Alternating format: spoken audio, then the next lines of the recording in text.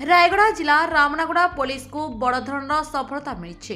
एक बोलेरो गाड़ी में बेआईन भाव चोराचालान होता 356 लिटर विदेशी मद जबत करने सहित दुई जन व्यक्ति को गिरफ्त करी पुलिस। गिरफ व्यक्ति मध्य जड़े बिहार राज्यर अनुज कुमार यादव, अन्य जड़े व्यक्ति चांदरी थाना अंतर्गत देवधरा ग्रामर गणेश हिमेरिका बोली जमापड़ी। गतकाली रामनागुड़ा पुलिस पेट्रोलिंग करथुवा समय विशेष सूत्रु खबर पाई उक्त बोलेरो उपरे चढ़ाऊ करथिला। चढ़ाऊ करी गाड़ी विपुल परिमाण विभिन्न ब्रांडर विदेशी मद को जबत करथिला। जबत समस्त विदेशी मद रायगड़ा जिलार गजपति जिला अभिमुखे चोराचालान होता बोली पुलिस पक्षर सूचना मिली।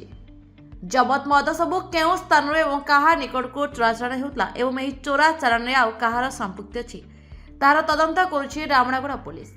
एने रामनागुड़ा थाना केस नंबर 2 मामला रुजु कर अभियुक्त दुई जन को कोर्ट चालान कराई। रायगड़ारू देवी प्रसाद महांती का रिपोर्ट, श्रीक्षेत्र लाइव।